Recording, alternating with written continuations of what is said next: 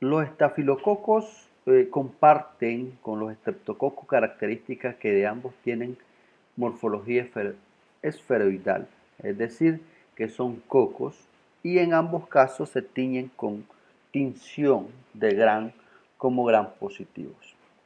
La diferencia está entre estos dos géneros bacterianos en la agrupación. Fijemos la agrupación que presentan estafilococos en forma de racimos, mientras que los estreptococos se agrupan formando largas cadenas, como podemos observar en estas imágenes. Una forma rápida de diferenciar los estreptococos de los estafilococos en el laboratorio es mediante la prueba de catalasa. Es decir, lo que se hace básicamente es en una gota de agua oxigenada vamos a colocar microorganismos que provienen de cultivo fresco y que se suspenden en esta gota de agua oxigenada. La presencia de catalasa hace que se dismute el agua oxigenada y de ahí viene la positividad de esta prueba. Los estreptococos dan prueba negativa a lo que es a la catalasa. Bien, entonces nosotros vamos a empezar hablando sobre lo que es las principales características de la especie estafilococo. Vamos a analizar los mecanismos por los cuales estas bacterias pueden causar enfermedad. Y por último, vamos a prever elementos de juicio que permitan conocer la importancia médica de las bacterias del género estafilococo. La familia de los estafilococos está compuesta por diversos géneros. El género de mayor importancia médica es el estafilococo, el cual se conoce con más de 60 especies.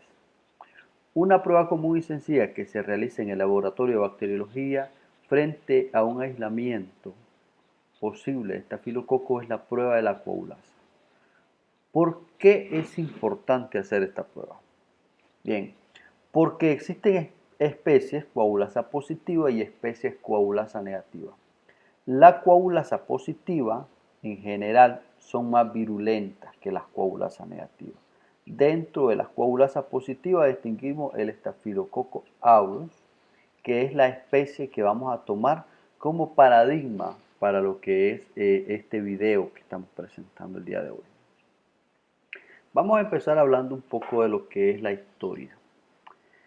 La bacteria del género Staphylococcus no tienen una historia interesante como la que presentan las micobacterias o las treponemas, cuando hemos hablado de lo que es, por ejemplo, de Treponema pallidum o cuando hemos hablado de Mycobacterium tuberculosis.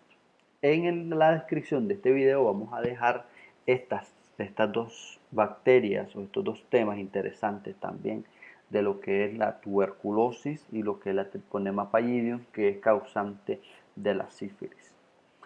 Las bacterias del género Staphylococcus fueron por primera vez conocidas por Sir Alexander Houston en 1880, que realizó un estudio de más de 80 muestras de pus derivadas de pacientes con forunculosos abscesos y pudo aislar en 65 de ellas microorganismos en forma de cocos. Y se dio cuenta ahí que habían cocos agrupados en forma de racimos que causan enfermedad. No tan grave como las que causaban otras bacterias con forma esferoidal y que estaban agrupadas en forma de cadenas. Unos pocos años más tarde, en 1884, fue Friedrich Julius Rosenbach quien da por fin el nombre y distingue a aquellos estafilococos de los estreptococos. Es decir, las bacterias agrupadas en racimos de las que están agrupadas en cadenas. Además, Rosenbach también hace la distinción entre estafilococos que generan pigmentos, que hoy en día conocemos como Staphylococcus aureus, de otros que no generan pigmentos, que se definen en este momento como Staphylococcus albus, que hoy son conocidas como las especies coagulasa negativas.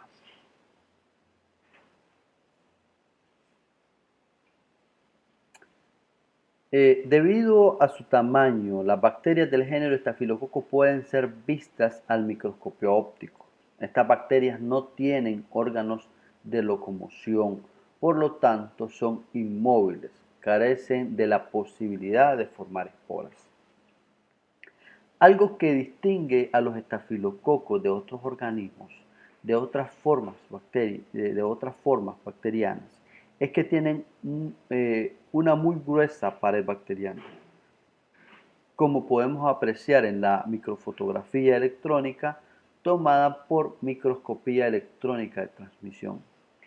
Esta gruesa pared bacteriana tiene aproximadamente varios componentes, pero los dos principales son el peptidoglicano, que es un polímero de N-acetilglucosamina y ácido N-acetilmurámico, y los ácidos teicoicos.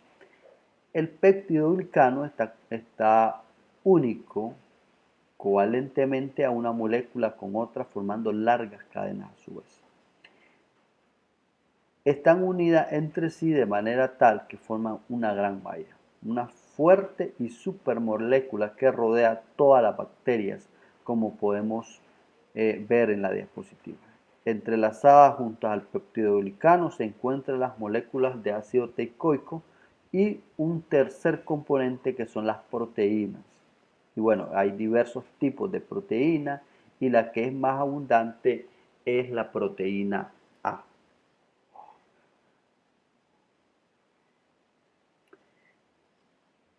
En esta gruesa pared, como las paredes bacterianas determinan la morfología, la bacteria, es decir, el grado y el tipo de entrelazamiento, las bacterias tienen forma cocoide. Esta gruesa pared protege las bacterias del shock osmótico, es decir, la presión osmótica es muy alta en el interior y además esta pared le prevé una alta resistencia a las bacterias de la desecación y otros agentes ambientales. A partir de ahora vamos a concentrarnos en el estadio de estafilococos de la especie aureus. Si nos preguntamos dónde podemos encontrar este tipo de estafilococos, vamos a ver que están distribuidos en prácticamente todo el mundo. La distribución mundial es una bacteria ubicua. ¿Por qué? Porque forma parte de la microbiota normal de todos los mamíferos, incluyendo al hombre. Algo que se observa es que la especie Aureus posee diversos clones. Estos clones pueden ser identificados mediante una técnica de secuenciación de locus múltiples que utiliza 7 genes consecutivos para definir distintos secuenciotipos. Pero, ¿por qué es importante esto? Porque lo que se puede ver es que hay clones que tienen una distribución geográfica particular, que abarcan zonas o abarcan continentes. Está en un sitio y no en el otro. Y también es importante porque algunos de los clones tienen cierta especificidad de especie. Es decir, existen clones de Staphylococcus aureus que afectan, por ejemplo, a bovinos con mucha importancia, mientras que no afectan al hombre. Y a veces es de alertar ver que una especie que está infectando a los animales puede pasar al hombre y constituir una emergencia epidemiológica. Digamos que el Staphylococcus aureus es un miembro transitorio de la microbiota normal.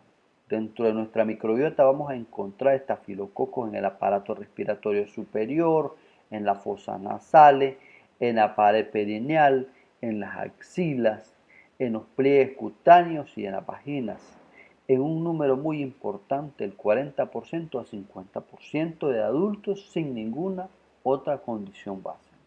Existen algunos individuos, entre el 10 y un 20%, que están permanentemente colonizados, mientras que el resto de la población está colonizada de manera intermitente, a veces sí y a veces no. El Staphylococcus aureus es una bacteria, es una especie que tiene una alta importancia médica. que puede causar infecciones tanto en individuos de la comunidad en general como aquellos individuos que se encuentran a nivel hospitalario. El Staphylococcus aureus es una bacteria fácilmente cultivable en lo que es en el laboratorio de bacteriología, desarrollada formando colonias permanentemente visibles un día después de la siembra. Una particularidad que tiene el Staphylococcus aureus es que puede desarrollar en medio hipersalado, lo que ha permitido desarrollar medios de cultivo selectivos. Estas bacterias, desde el punto de vista metabólico, son anaerobias facultativas, es decir, estas bacterias pueden tanto fermentar en azúcar como oxidarlo. De manera, en presencia de oxígeno, estas bacterias básicamente respiran, utilizan la carga respiratoria y como aceptor de electrones el oxígeno, y de forma pueden agradar una molécula de glucosa para llevar a formar eficientemente ATP. Una producción de agua y dióxido de carbono en ausencia de oxígeno, estas bacterias fermentan, produciendo productos de fermentación con un menor rendimiento de formación de ATP porque es igual e insuficiente para su desarrollo. Las colonias de Staphylococcus aureus, como podemos observar, puede que se encuentren pigmentadas, tienen un color amarillento a dorado, lo que le da el nombre de especies. Cuando se cultiva en agar, vamos a ver que producen un halo de hemólisis total y repletan alrededor de colonias.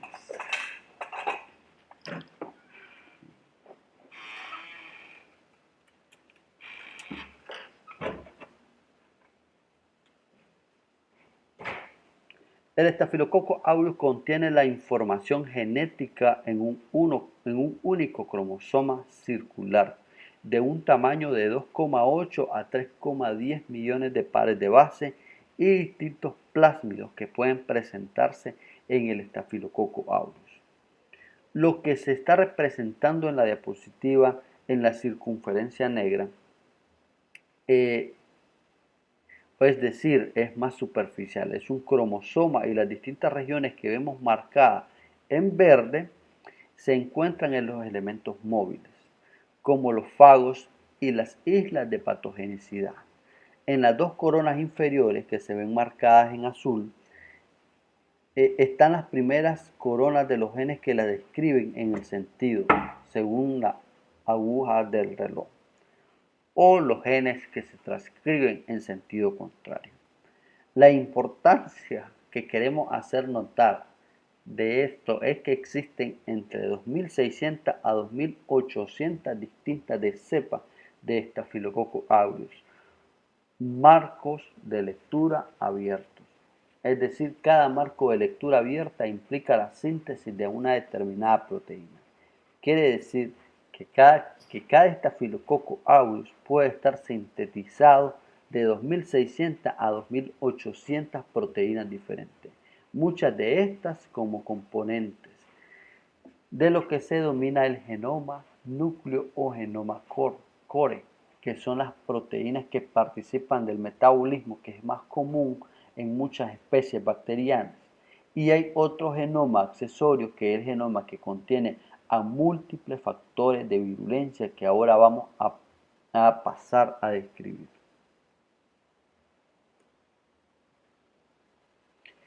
Entonces, en este genoma que acabamos de mostrar, se encuentran codificadas muchas proteínas que contribuyen a una multiplicidad de factores de virulencia.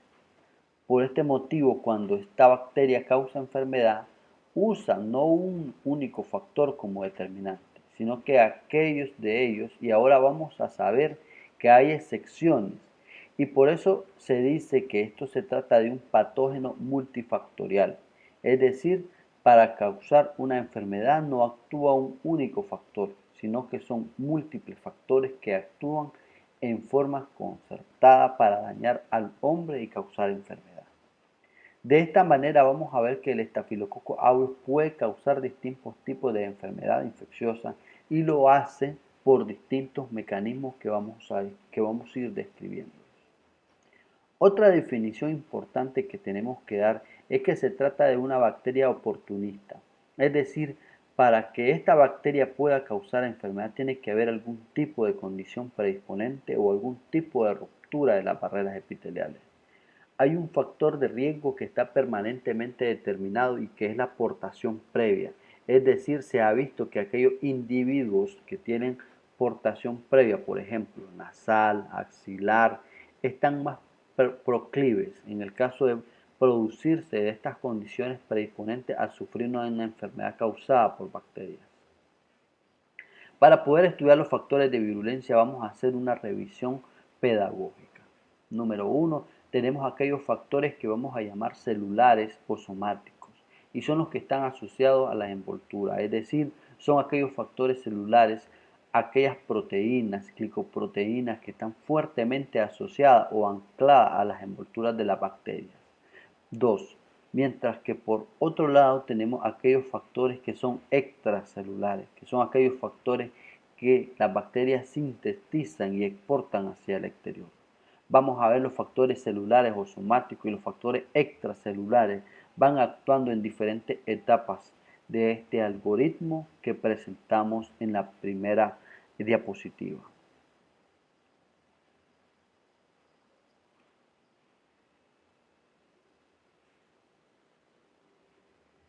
En principio vamos a los factores somáticos de virulencia. Un grupo importante de estos factores definidos como un acrónimo medio complicado que viene del inglés y que es el CRAMS, que es básicamente son los componentes de la superficie microbiana que reconocen las moléculas de la matriz.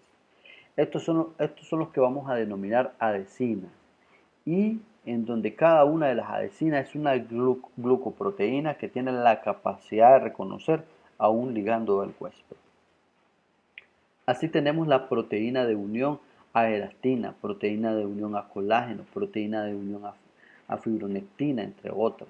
Son proteínas que tienen la capacidad de reconocer a un ligando a través del cual pueden permitir la adherencia de las bacterias a un epitelio. También tenemos la proteína A, de la cual vamos a seguir hablando un poco más ahora. Y otros factores como son los factores de aglutinación, que se conocen como cupping factor, que también tienen la participación en la virulencia.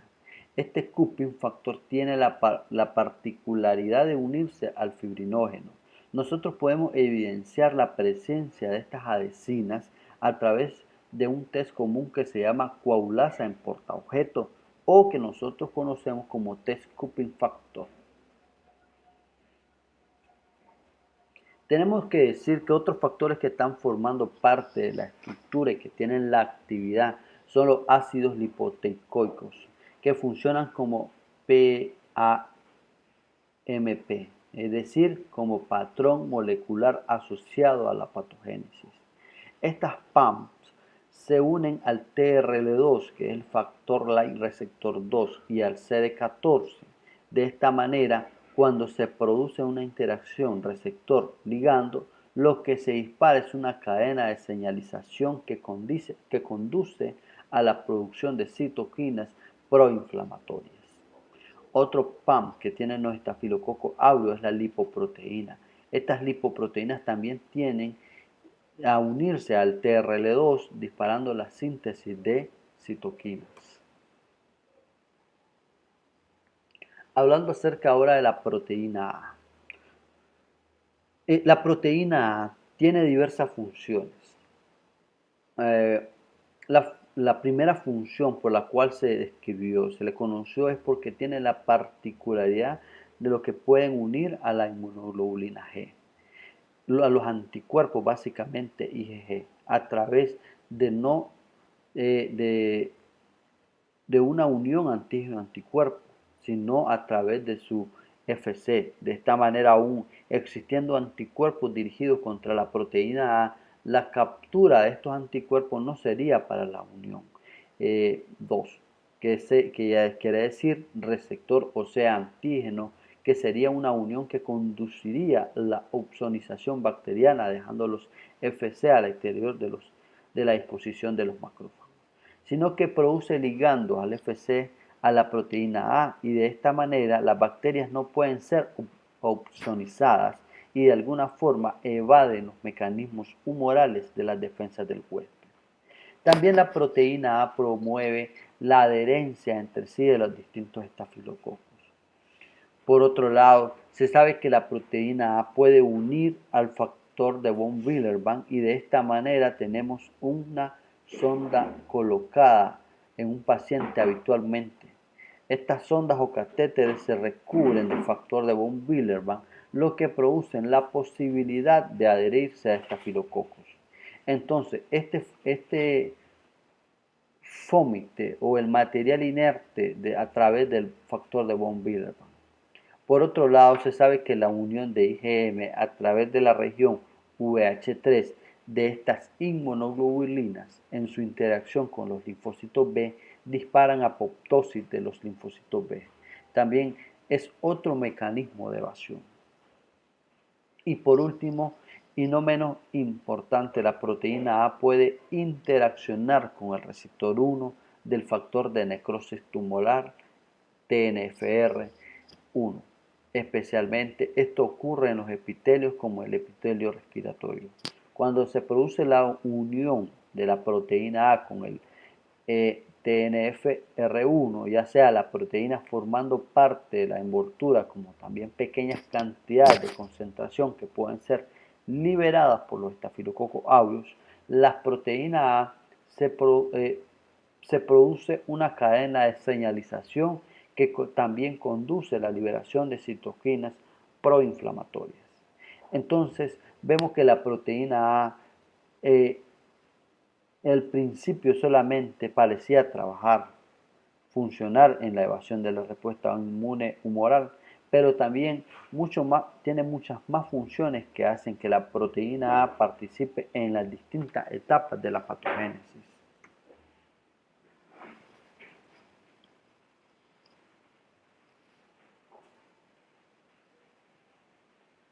El Staphylococcus aureus produce una miriada de factores extracelulares de virulencia. Son muchos y todavía se siguen describiendo factores a medida que la bacteria sigue siendo investigada. Algunos de los factores son fácilmente reconocibles porque son enzimas exoenzimas que degradan un sustrato específico. De esta manera, la hialuronidasa degrada el ácido hialurónico, la lipasa degrada los lípidos, DNasa incide en el ADN, la fosfolipasa a los fosfolípidos, las proteasas a las proteínas, entre otras. Hablamos de las catalasas, que es la que dismuta el agua oxigenada. Tenemos factores como la estafiloquinasa, que tiene la capacidad de producir lisis de las células inmunes. Las beta-lactamasas, que básicamente actúan como un factor que genera resistencia a los antibióticos beta-lactámicos. Las leucocidinas, por ejemplo la PVL, que es la proteína que tiene dos componentes que forman poros en las membranas de distintos tipos celulares inmunes, como monocitos, linfocitos, polimorfonucleares, entre otros. Y por último, las hemolicinas. Las hemolicinas tienen la capacidad de lisar los hematíes y otras células inmunes. Son 4 hemolicinas reconocidas. Tenemos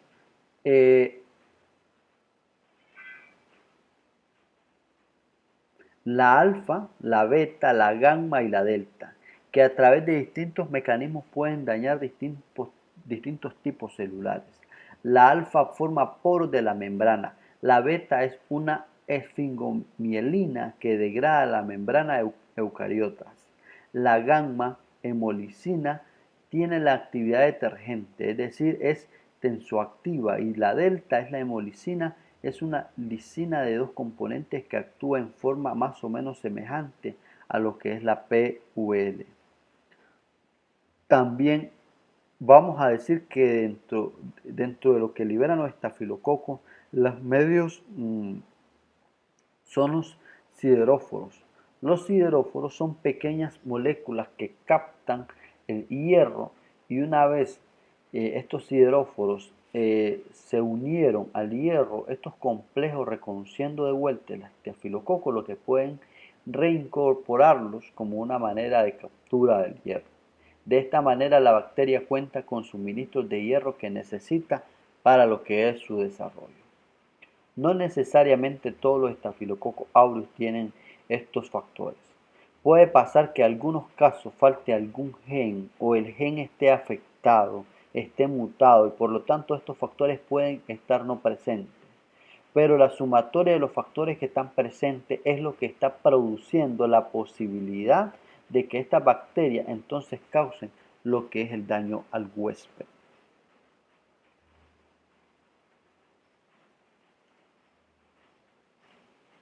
Debemos hacer mención a dos particularidades del estafilococo aureus.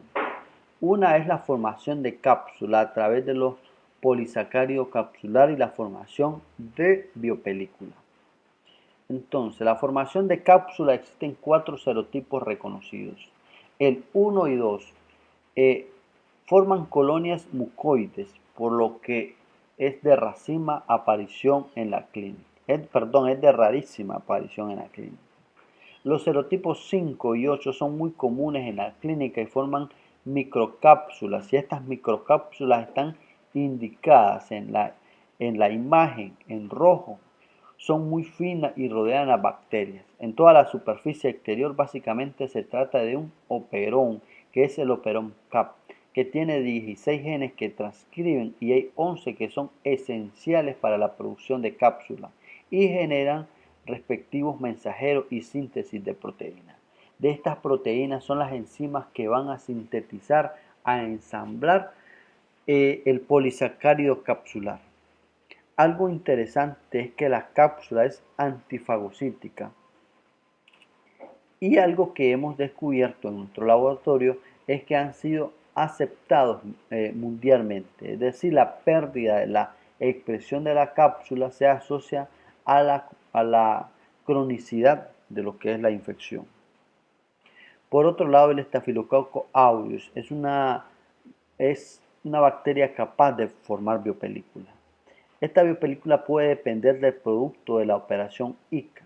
El operón ICA son 4 genes que generalmente están generando enzimas que sintetizan la interadesina polisacaridasa.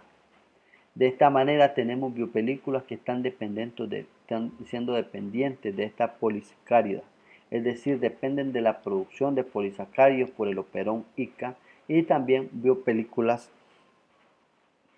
independientes. De esta manera se está produciendo independientemente el producto del operón. Básicamente la importancia de esto es que la protege a la bacteria del ataque de los antibióticos y proporciona la capacidad de la adherencia de materiales inertes.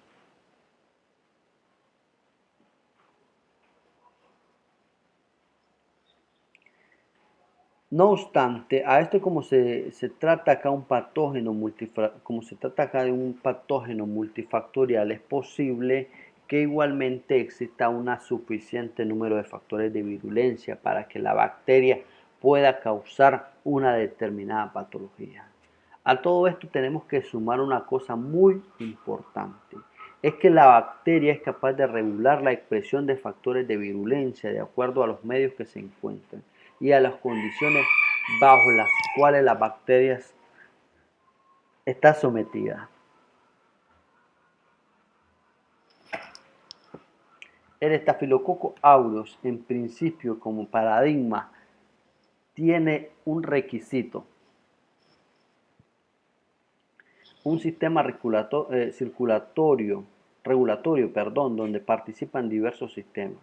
Uno de los sistemas más conocidos es el estudiado, quizás el más importante.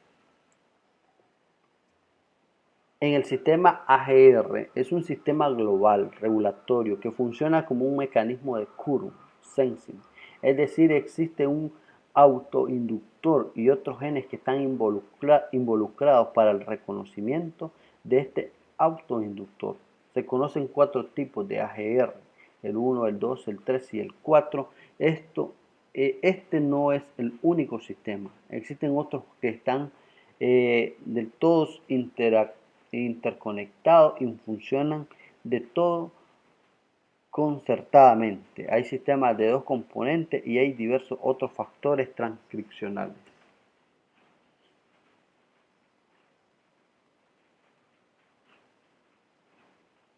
Para resumir todo lo dicho hasta ahora acerca de la patogénesis del Staphylococcus aureus, veamos una interacción típica de esta bacteria y el huésped. Siguiendo este algoritmo que hemos presentado, en principio se tiene que producir el encuentro. Es posible que la bacteria ya esté con el huésped para formar la microbiota normal. También la bacteria puede ser adquirida desde el medio ambiente.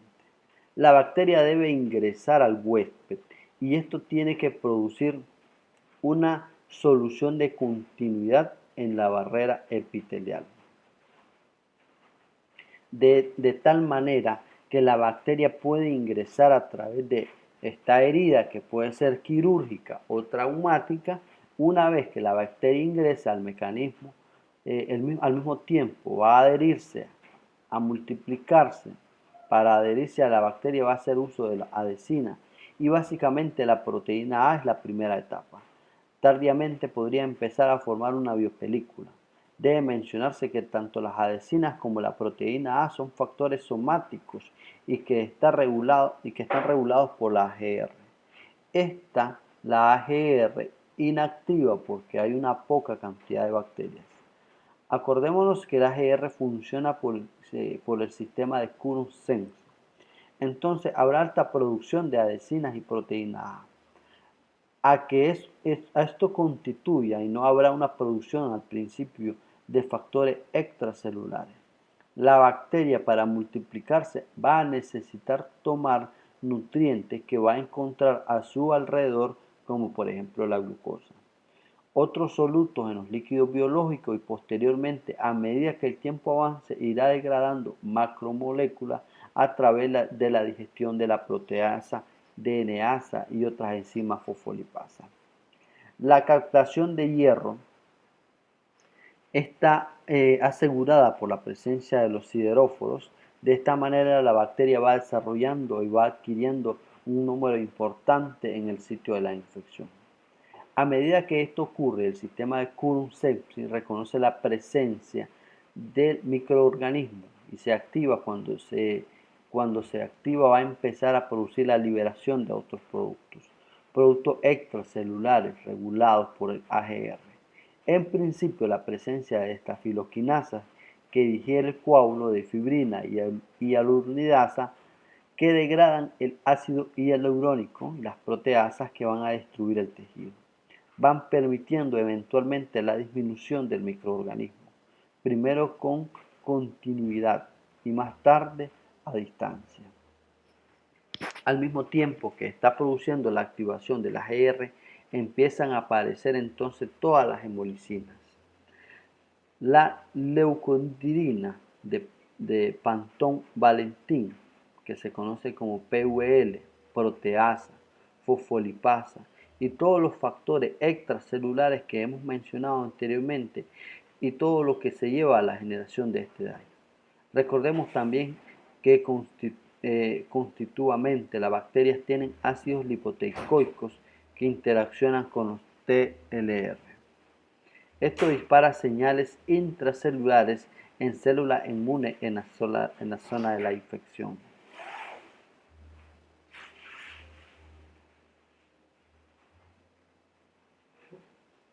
Que empiezan a producir citoquinas proinflamatorias, pero básicamente producen más interleucina 8.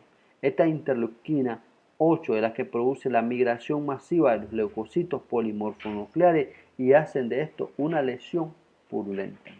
Al mismo tiempo que todo esto está ocurriendo, la bacteria se defiende de los mecanismos de defensa del huésped. Tiene, como hemos visto, distintos factores que participan en la evasión de la acción oxidativa de los neutrófilos. Puede ser evadida por la acción de la catalasa. En el caso de la respuesta inmune que ya aparezcan los anticuerpos, va a ser evadida por la acción de la proteína A. Algo que debe mencionarse es que la bacteria ya en este momento también seguramente es una bacteria capsulada o se va a estar produciendo cápsula y ya puede estar produciendo biopelícula, con lo cual también va a estar defendiendo estos factores a las defensas del ataque del huésped. Las bacterias además a medida que pasa el tiempo encuentran otros mecanismos para establecerse ya más firmemente y uno de ellos es el ingreso del medio intracelular. La bacteria, el estafilococcus pueden hacerse intracelular y por acción de hemolicina alfa escapa de los fagosomas del medio intracelular, donde permanece. Ahí dentro del medio intracelular es pobre en nutrientes y entonces la bacteria sufre una adaptación metabólica bajo su metabolismo y puede formar lo que se denomina variante puntiforme, que son formas que permiten a la bacteria desarrollarse muy lentamente y permanecer mucho tiempo. Y estas variantes, como se replican muy lentamente, también resisten al ataque de algunos antibióticos. En un largo plazo, y ya estamos hablando de meses, hay infecciones por Staphylococcus aureus que la bacteria puede infectar hasta por años y se puede llegar a producir mutaciones que reducen la virulencia. Mutaciones, por ejemplo, en el sistema AGR que produce la resistencia de la bacteria. Esto es lo que garantiza lo que se conoce como una infección crónica. Cuando el Staphylococcus aureus habita en la piel, puede llegar a penetrar en los folículos pilosos. Cuando penetra en un folículo piloso y alcanza la raíz del pelo, la presencia de factores de virulencia como los ácidos teicoicos o el mismo peptidoglicano, eso va a impactar sobre la célula que se encuentra en la base de este folículo piloso. Y de esta forma, hablando de células dendríticos o macrófagos titulares, se va a producir un impacto sobre estas células, acciones sobre los receptores de superficie y consecuentemente se va a producir la señalización intracelular produciendo citoquinas proinflamatorias, pero básicamente quimioquinas. Y aquí importante la quimioquina como por ejemplo interleucina 8. Esto lo que va a producir es un gran aflujo de leucocitos polimorfonucleares que van a invadir prácticamente todos los folículos pilosos, todo lo que es el folículo piloso va a terminar destruyéndolo y provocando una gran masa de células que se van a acumular y se van destruyendo por la acción propia. Puede que se vayan destruyendo de una forma en formación de una masa que vamos a denominar purulento, pues justamente es lo que se conoce como pus.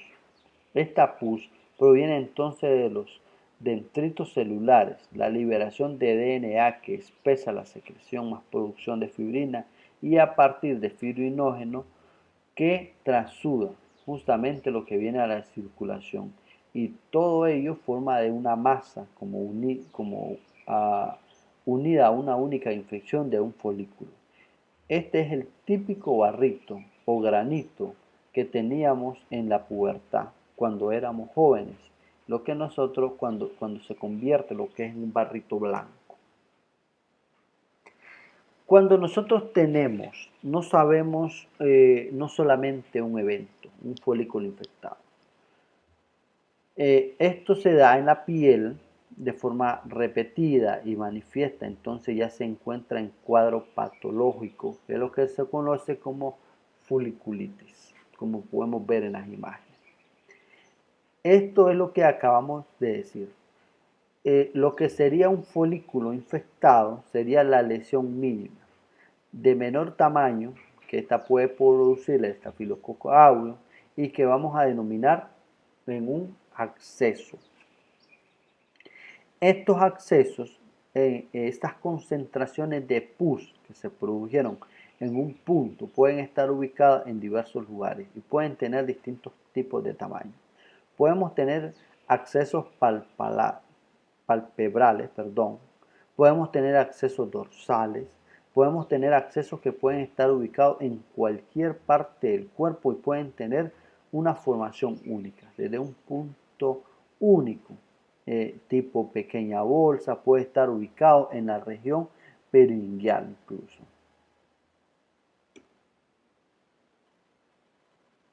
Otra patología que causa el estafilococo aureus a través de su forma de factores de virulencia es el impétigo. En el impétigo, en la piel, se va a producir lesiones ampollares con líquido y estas lesiones ampollares pueden determinar reventando, generando otra lesión de piso hemorrágico y piso negro. Cuando esto ocurre, o sea, como el paciente que vemos en la fotografía central, en este caso ya estamos hablando de situaciones en donde el paciente es inmunodeficiente y esto ocurre generalmente en individuos con VIH. Para que se llegue a estos niveles, este tipo de lesiones oscuras, en algunos autores le llaman lesiones ancrocoides. No confundir lo que es una lesión ancrocoide producida por Staphylococcus aureus con la enfermedad completamente distinta, que es el anthrax o carburúnculo, y que no tiene nada que ver el Staphylococcus aureus, sino que es una enfermedad producida por Bacillus anthracis, que esta es otra bacteria que vamos a hablar en otro video. También las infecciones de la mucosa que pueden estar dadas por activas secreciones, sino que tengan necesariamente un acceso, como pasa con las conjuntivitis.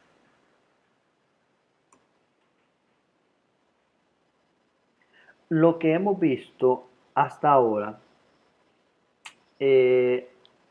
son infecciones básicamente de la piel y partes blandas, infecciones superficiales. Pero a partir de una puerta de ingreso de una lesión primaria pueden producirse la diseminación profunda de lo que son los microorganismos.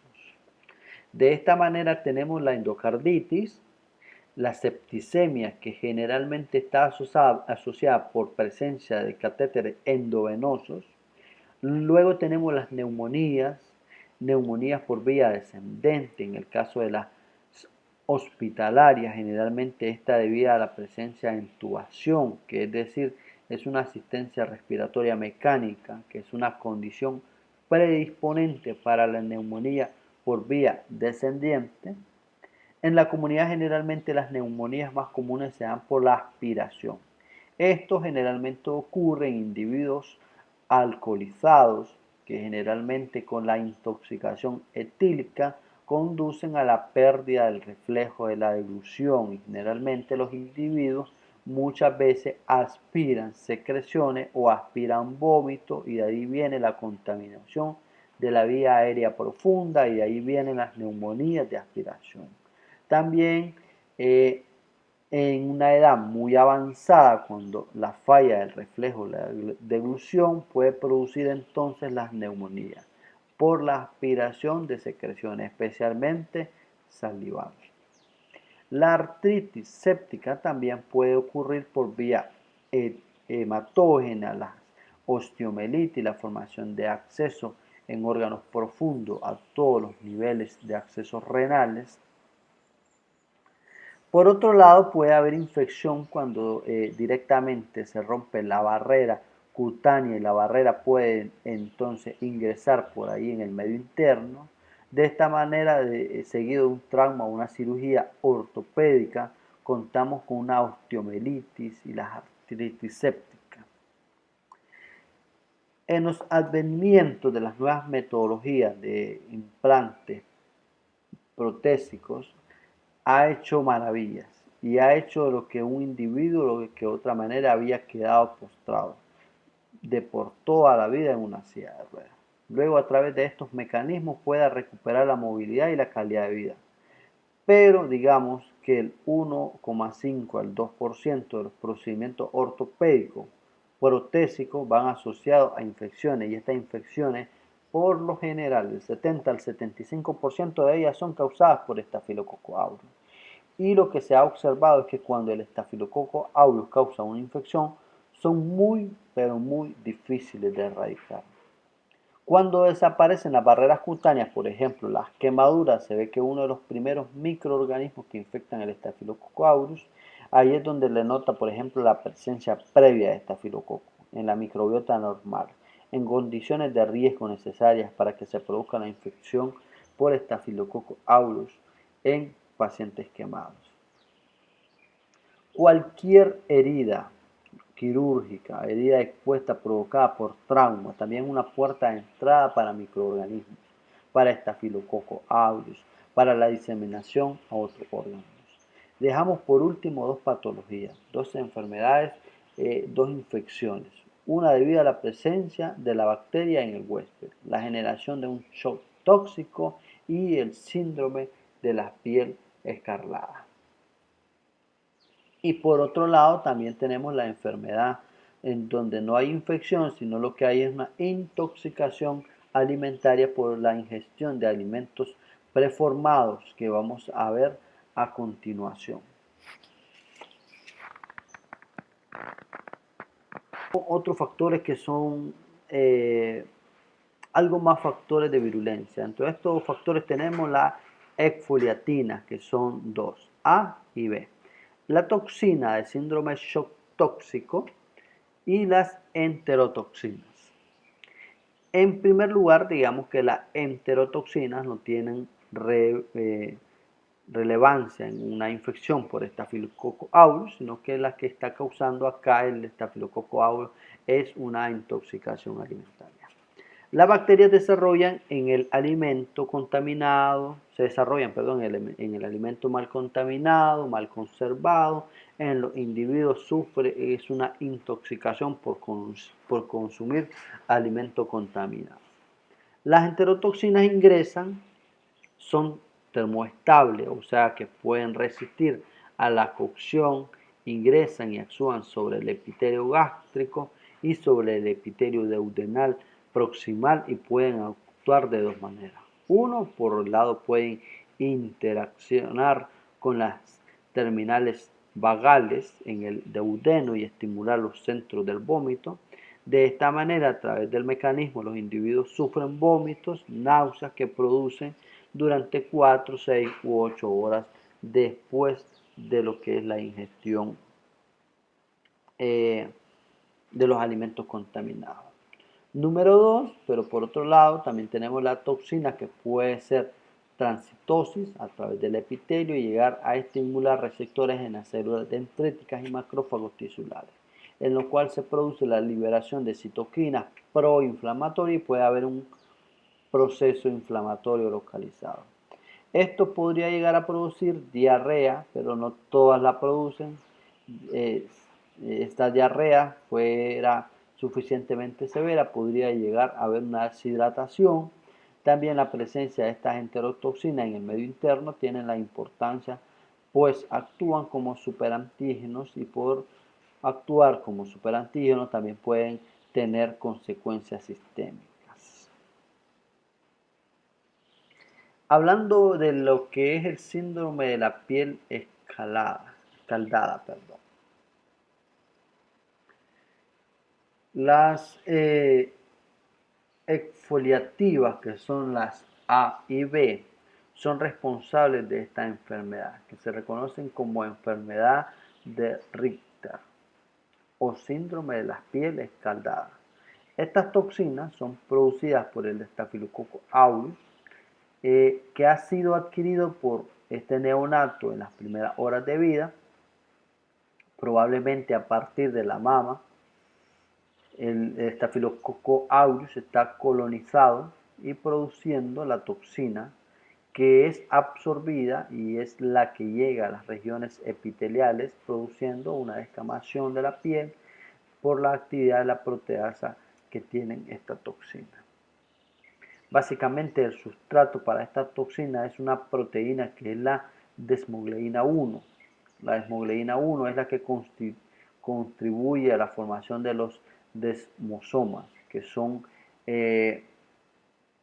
lo que permiten que las células epiteliales están fuertemente ensambladas unas con otras y esto permite la integridad del epitelio. Cuando se produce la acantólisis, es decir, lo que produce es la separación de los tesosomas por acción de la toxina epidermolítica, se desorganiza el epitelio y se produce la descamación, la formación de lo que se manifiesta la enfermedad. Es sumamente parecida a lo que ocurre en la piel cuando se produce una quemadura de primer grado causada por cuando está el agua hervida. Se produce una quemadura de primer grado causada por agua hervida. Esto alguna vez lo hemos visto. Este tipo de quemaduras son muy parecidas a lo que muestra esta fotografía de este niño con la enfermedad de Richter. Hagámonos la salvedad que en este caso el Staphylococcus aureus produce exfoliatina que producirán la enfermedad. Pero el niño puede estar colonizado por Staphylococcus aureus que no produce la enfermedad, en cuyo caso no produce la exfoliativa.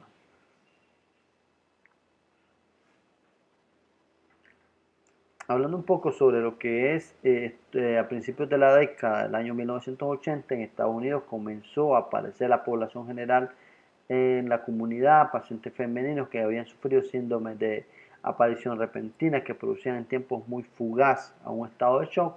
Y muchos de estos pacientes no podían ser recuperados y terminaban con mortalidad.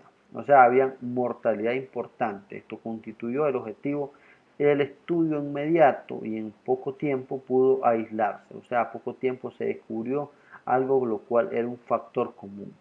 ¿Cuál era el factor común denominador? Que tenían todas las mujeres afectadas y lo que se vio en todas las mujeres que usaban la marca de tapones higiénicos que aseguraban una larga vida, es decir, que podían ser colonizados, podían estar en un lugar de más de 24 a 48 horas o un poco más.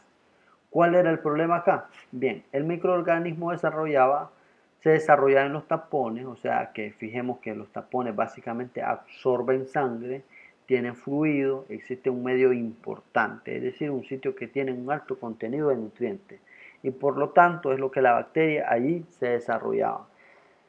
Si la bacteria tiene la formación genética para producir TSST1, que después vieron la secuencia, dieron en cuenta que correspondía a lo que habían descrito antes, que era la exotoxina F. La exotoxina F fue producida dentro de la matriz de los tapones y era rápidamente absorbida por los epitelios vaginales y entonces pasaba a la circulación y producía un estado de shock. Una vez que se lo retiraron estos tapones de la circulación, desapareció este problema, esta emergencia que estaba afectando lo que eran los Estados Unidos. Hablando un poco acerca de lo que es el sistema inmunológico. Cuando una célula presentadora de antígenos presenta justamente un antígeno al receptor T, la producción de células que son capaces de reconocer con mayor afinidad al antígeno es aproximadamente una a cada 1.000.000 de células. Y de esta manera se produce la respuesta normal en donde el linfocito T se va a diferenciar, se va a amplificar, la población va a haber una cooperación de TB y producirá la generación de lo que son los anticuerpos. En el caso de que un individuo sufra una infección causada por Staphylococcus aureus que produce TSST1, lo que va a ocurrir es que esa TSST1 va a promover la interacción entre las moléculas clase 2 del complejo mayor de compatibilidad y el segmento beta del receptor T. Y de esta manera, en vez de activar una cada 1.000.000, se va a activar una cada 5 células o una en cada 10 células. O sea, uno en cada 10 linfocitos T se van a activar. Luego va a haber una elevada producción de interleuquina 2 e interferón gamma, entre otros. Todas las citoquinas proinflamatorias, estas citoquinas proinflamatorias son las responsables de lo que se conoce como el shock tóxico.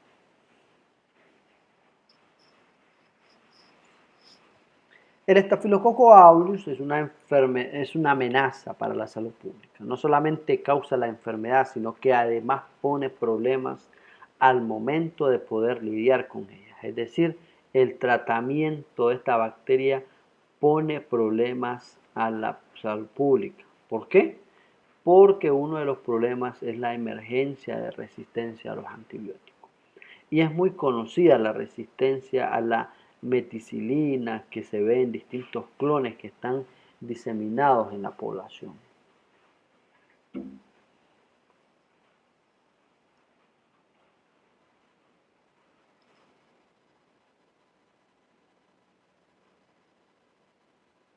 Habiendo comprendido por qué el estafilococo aureus como un patógeno multifactorial causa una enfermedad al hombre, va a ser fácil comprender por qué el estafilococo coagulasa negativo también causa enfermedad, pero son mucho menos purulentos.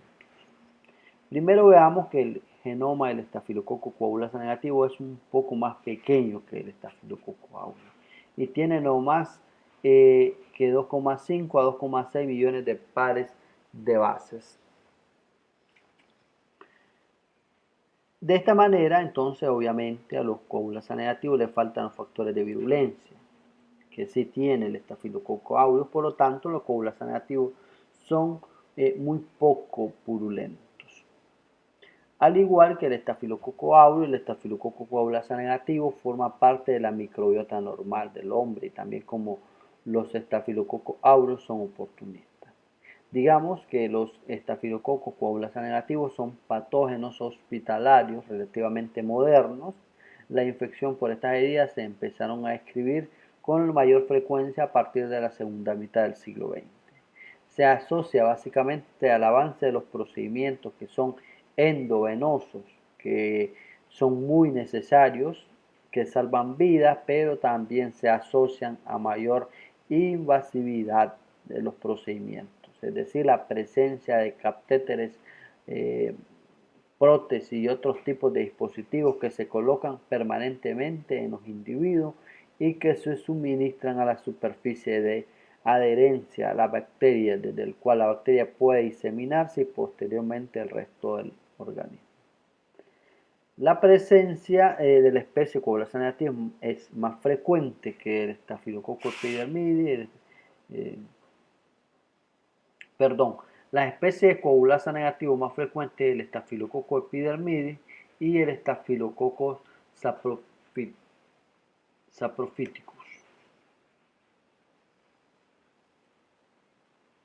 El estafilococo coagulasa negativo también posee un repertorio amplio de adhesinas que posibilitan la adherencia tanto de tejidos como de distintos tipos superficiales.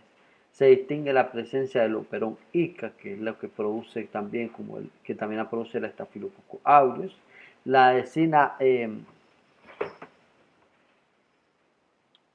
polisacaridasa o la interadhesina polisacaridasa, y esto mediante la formación de mecanismos regulatorios que también posee el estafilococo coagulasa negativo.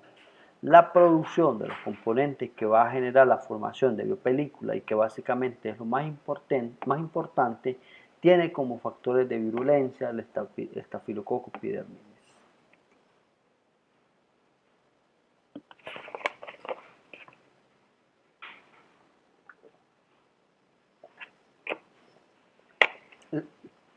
La formación de biopelículas comienza con la adherencia inicial de la bacteria a la superficie. Básicamente la adhesina con la que cuentan las bacterias pueden adherirse a las proteínas que están tapizando de alguna manera el catéter o la prótesis instalada en el huésped. De esta manera se produce la adherencia primaria irreversible que también sufre la superficie inanimada.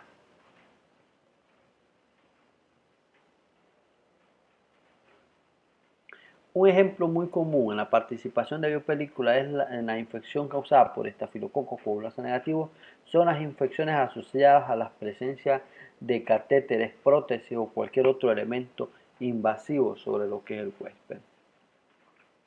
Inicialmente las bacterias pueden ser arrastradas al momento de la introducción, por ejemplo, del catéter. Las bacterias vienen y se fijan inicialmente por fuerza de Van der Waals en la superficie del catéter, pero posteriormente estas bacterias sufren fuertemente adheridas, comienzan a producir la interadhesina polisacaridasa, el polisacárido PIA, y también pueden formar esta biopelícula, no solamente por la presencia de PIA, sino también por la formación de biopelículas independientes.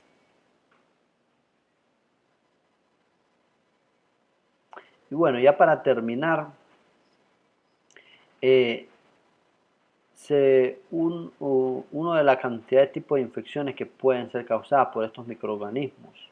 Coagulasa negativo está asociada a las endocarditis nosocomiales, a las endocarditis que producen individuos adictos a intravenosos, es decir, generalmente cuando los individuos no hacen antisepsia de la piel y arrastran microorganismos de la piel hacia el torrente sanguíneo. También en la infección meningias en individuos hidrocefálicos que tienen colocado una válvula para regular la presión del líquido cefalorraquídeo. Se ha visto también que el estafilococo coagulasa negativo aparece en infecciones urinarias. Básicamente se ve que el Staphylococcus saprotíficus aparece en infecciones en mujeres jóvenes en la comunidad sexual activa. Y el estafilococo epidermidis se da con frecuencia en individuos hospitalizados. También en caso de osteomielitis, la presencia de una prótesis ósea es la condición predisponente para la infección por estafilococo coagulasa negativo. Les invitamos a que se suscriban, pueden dejar su comentario. Estaremos agregando más material de bacteriología en los próximos días para que estén pendientes.